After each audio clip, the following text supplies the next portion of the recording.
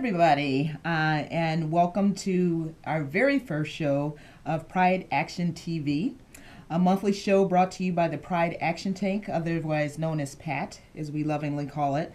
My name is Kim L. Hunt, and I'm the Executive Director of PAT. And staffing the phones today is Joshua Oakes, the Digital Policy Manager at the AIDS Foundation of Chicago. So each month, we'll speak with activists and experts who are taking action in queer communities in Chicago to cover topics including restroom access, housing, health care access, HIV prevention, aging, employment, and much, much more. The Pride Action Tank is a project of the AIDS Foundation of Chicago, and PAT's mission is to improve the health, safety, and progress of individuals and groups within the LGBTQIA community by inspiring, supporting, and leading collaborative action that improves policy, service, access, and community dynamics in the core areas of housing, health, safety, financial security, youth, and aging.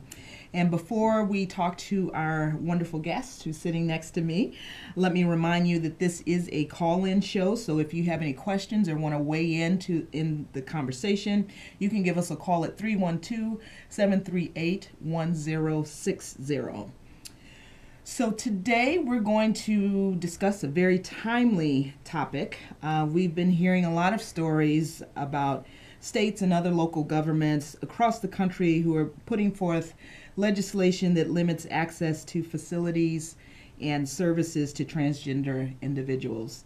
And many of these bills have come, all of these bills really have come as pushback to last summer's Supreme Court decision to make marriage equality the law of the land. And in fact, I just came across a figure actually just earlier today. HRC may not have even released this yet, but as of the end of May, there were 205 anti-LGBT bills that have been introduced in about 34 states since last summer's Supreme Court decision. And it's important to note that Illinois is not immune from this. There was one of the so-called bathroom bills introduced this past session here in the state legislature. Fortunately, it died in committee.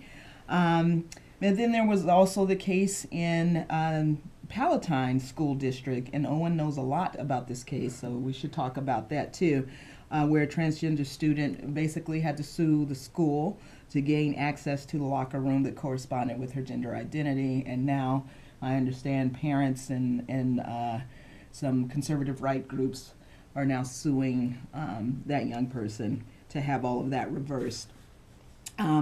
Just one more thing before we talk to Owen, and that is that the Pride Action Tank does actually have an action right now.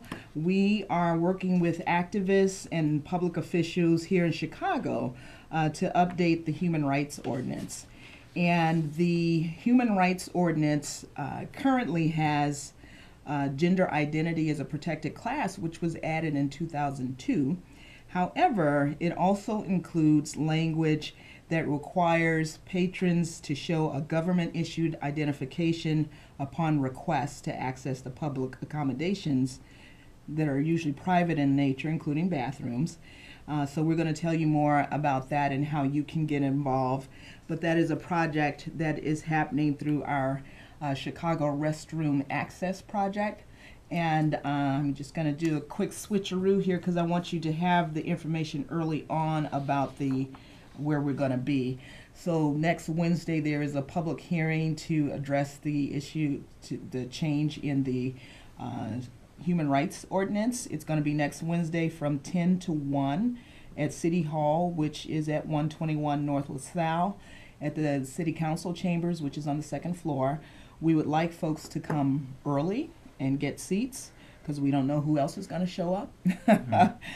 And when you post about this in social media, use the hashtag bigger than bathrooms because this really is bigger than bathrooms. So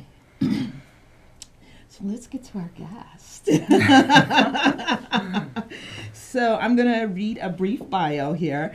Owen Daniel McCarter is Policy and Advocacy Director at the Illinois Safe Schools Alliance. And in that role, he advocates for gender inclusivity in schools, LGBT affirming curriculum, bullying prevention, and more restorative school discipline practices to prevent school pushout. And he has a bachelor's degree in women and gender studies from the University of Vermont.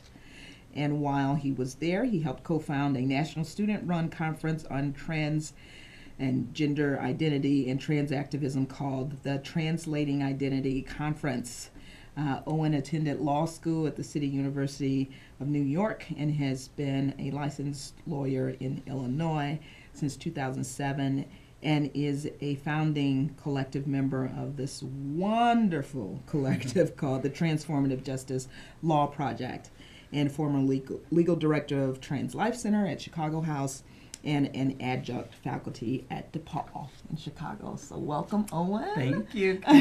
I am so honored to be here. Oh, and you're our first guest. I know. Thank you so much. This is our inaugural show, so it is so great to have Owen, and given all the things that are going on in terms of this discriminatory legislation, it is so timely that we're doing the show now and that you are available to be here. So let's jump in and let's just start with the basics.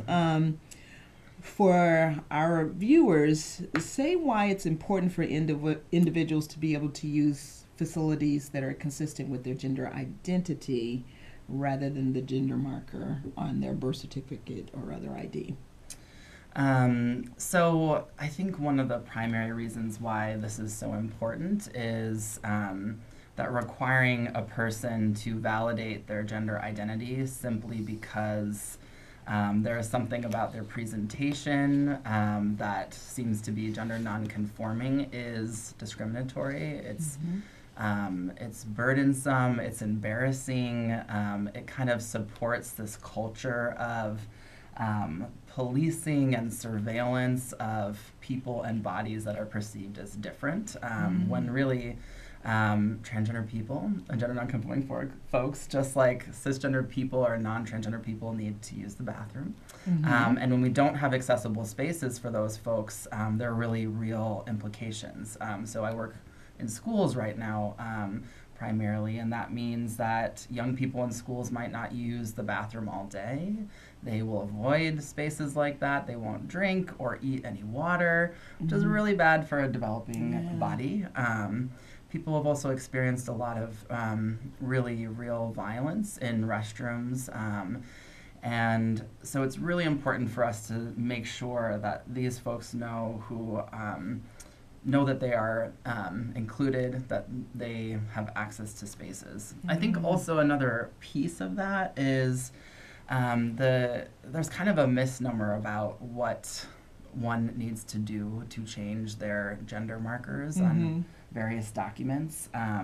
We don't have a court-ordered gender change process in Illinois. Many people think that you can walk into a court and change your gender marker somehow, and usually that gender marker is based on one aspect of human sex characteristics assigned at birth. And there's actually a lot of different types of identity documents, and they all have a different way that you change the gender marker. So usually that requires access to medical care and a lot of other things that can be barriers for transgender people. Okay, thank you for that, Owen. And I noticed we have a caller. Great. Hello. Good evening, everyone. I hope you're doing fine. I am. Well, Thank as I look at the law, when you look at, I'm talking about grown folks now, right? Grown folks. When you look at such states as Mississippi and North Carolina, and I can't think of the other state offhand, where the law state that you got to use the restroom according to you on your birth certificate of your sex, and according to the law, where you can have some law enforcement in order to make sure you are a certain sex, you have to expose your genitalia. I have a problem with that, okay? Yes. I really do have a problem with that. Yes. And when you look at the law, I'm talking about the law, and it hasn't been one case where you had a transgender person sexually attack anyone in the United States. And when transgender people have been using the public restroom for years without anyone knowing about it, so it really shouldn't be a big deal. But when it comes to we call secondary and primary education, we got to do some, we got to have a conversation on that. And we got to do somewhat of a balance of that, where one person writes in where the other person begins. And we got to come up with some type of solution to that problem. Maybe don't ask, don't tell, something like that will do. Why they got to identify the child's sex or anything like that? Why they got to do that? Thank you so much for making that comment, and we're going to address that while you're off the air, so keep watching.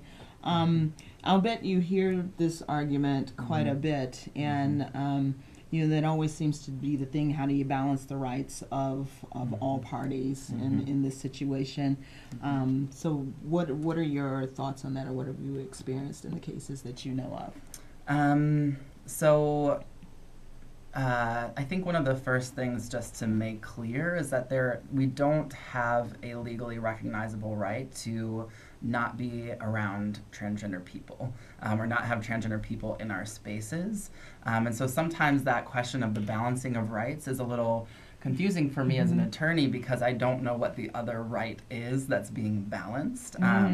That transgender people have the right to be in these spaces, and that's true in our Illinois human rights law, which is a law that states like Mississippi and North Carolina do not have similar types of human rights laws.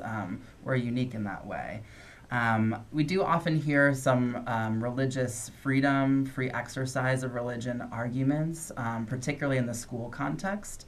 So parents saying it's against my religion for my child to be changing with someone of the opposite sex, which of course for many of these students, that's not how they identify their sex or gender.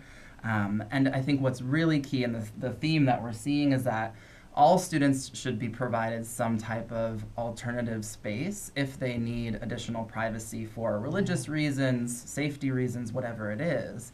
And that includes cisgender students. So if a non-trans student needs that type of privacy, they should be provided that in school. But that shouldn't mean removing a transgender person from the restroom.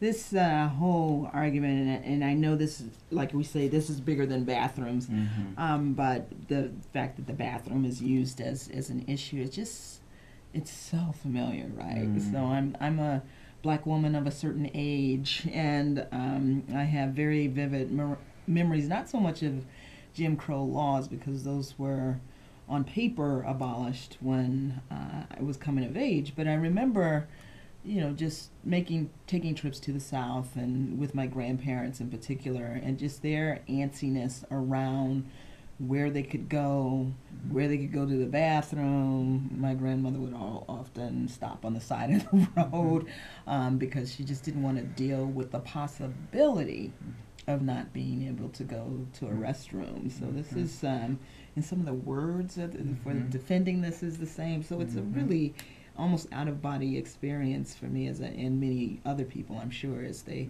hear these arguments. And going back to your experiences, and you get to travel across the state with your work, what are you seeing in terms of themes that are coming up, given the many cases that you're seeing and are reading about in your work? So probably the overarching theme is that students should be provided access to facilities on the basis of their gender identity. And some schools are going even further, like the Chicago public school system, which is also applying that to staff, visitors to facilities, parents of students in CPS who may be trans or gender expansive in some way.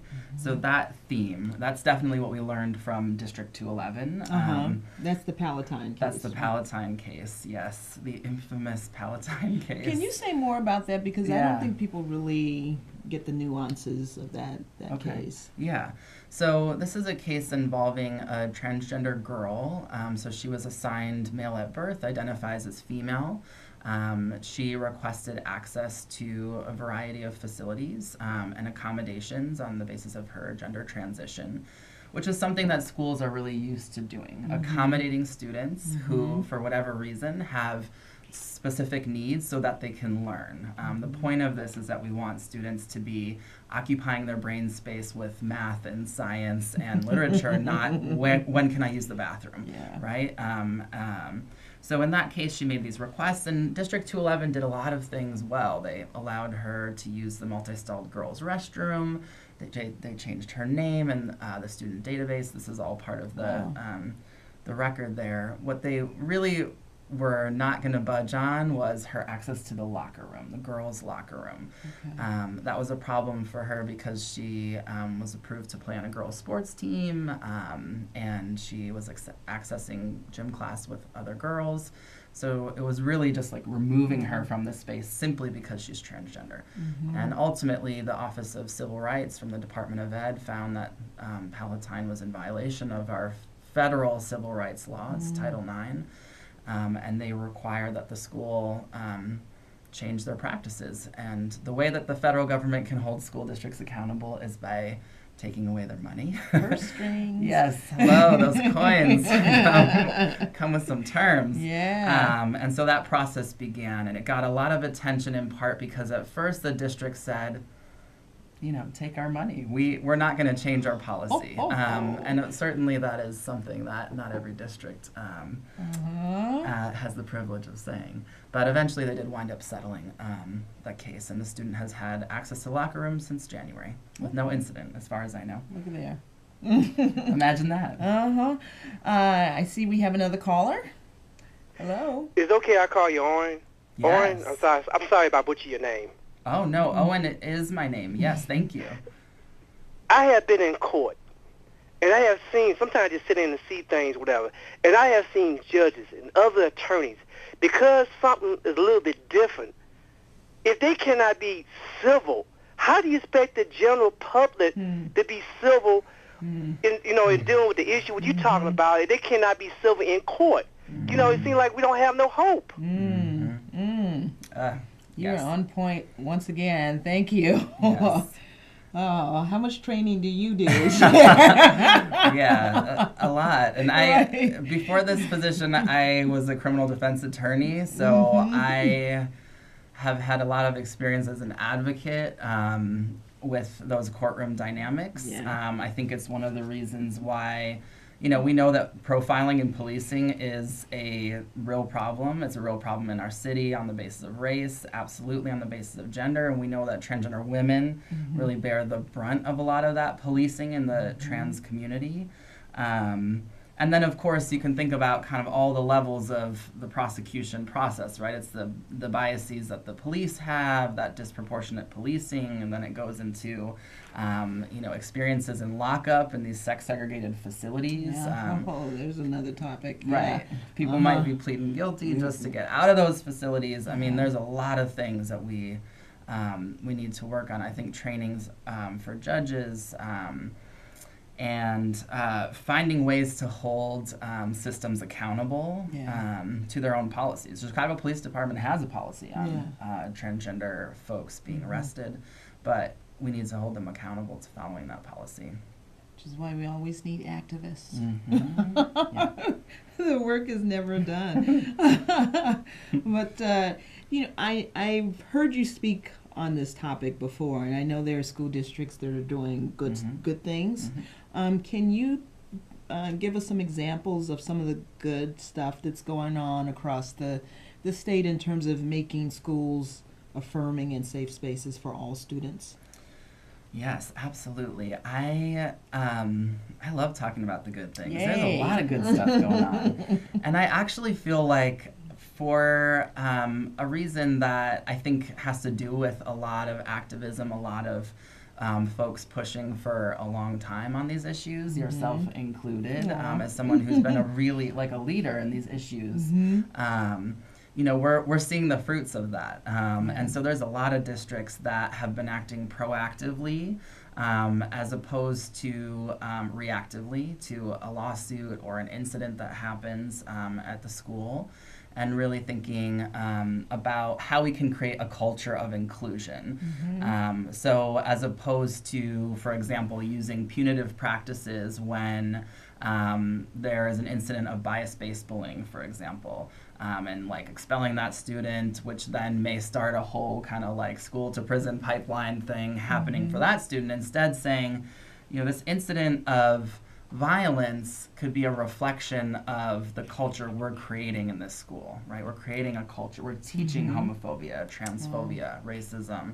How do we not teach that in our places of education? So we're seeing a lot of school districts think about their curriculum.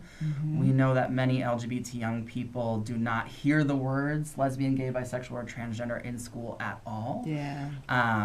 The majority. And, you know, if we're not showing the world that young people are living in as they're in school, that is a very, that's actually very violent, right? That's a real erasure of history. And we know that happens for a lot of different identities. So we're seeing that all the way from up in the Rockford area, down in the Springfield area. We've got Chicago Public Schools, the charter schools in Chicago are being proactive about this as well.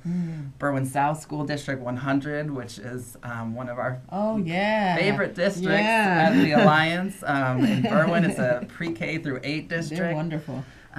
They've just been doing a lot of work around that. So policy is just kind of one piece of it. It's really like, how do we create a culture where all students can learn, and where we see that this is not just about LGBT students. It's good for every student, regardless of how they identify, to learn that LGBT people exist and to learn positive things about our community, because we're, you know, amazing. We are amazing. Yeah. Right. I've heard you refer to us as magical unicorns. Oh, I like that. That is a legal term. I think we have a caller, and it's going to have to be real quick. Me again. Hi. To show you how serious the problem is, I'm not going to call the name of this facility. I was in a facility, the people was either legally blind or totally blind, and they had an issue in terms of a person that was transgender. And I'm saying, are you kidding me? I mean, you folks are, more than half the people are blind, and they had a problem with it. I said, come on, you know, this doesn't make any sense. I mean, sometimes I think in certain situations, whatever, it just doesn't make any sense, you know. I be saying, where do common sense come in? I be saying that, you know, there's such thing as, there's no common sense in certain places. Yeah. Well, thank goodness you're there. Thank you again for calling. So common sense, I think that's a good theme for everyone. I promised folks that we would talk a little bit more about what's happening on Wednesday at the Committee on Human Relations public hearing. Again, this is to update the human rights ordinance that includes what I refer to as a bathroom carve-out, which is a shorthand way of saying that there's language in there that is actually discriminatory towards transgender and gender nonconforming people. So we've asked people to participate in a number of ways. One is coming to the hearing, and we need bodies in the seats. And that's very important because we don't know who yet, but there may be some opposition to this change, and we want supporters to pack the house. And then there are ways for folks to provide testimony, oral testimony on the day of the hearing, and written testimony, which you can submit earlier than the hearing, or also offer at the hearing. And to find out how to do that, you can go to our website. We have instructions at prideactiontank.org. You can also sign up to be on our mailing list. But there are instructions on how to provide testimony go to the projects section of our website, and under CRAP, which stands for Chicago Restroom Access Project, you will find instructions. While you're there, you can also sign up for our mailing list, so you can get all of the information. You can find us on Facebook. You can also find us on Twitter. And we know that this is Pride Month, so want to encourage everybody to be safe. We know Pride is one big month-long party for some people, but we want you to have Pride with a purpose, and while you're out celebrating the beautifulness of all of us, also do some good work out there to and come to the hearing. So thank you, Owen. Thank you. And thank you, Joshua, for being on the phones. And it's a wrap.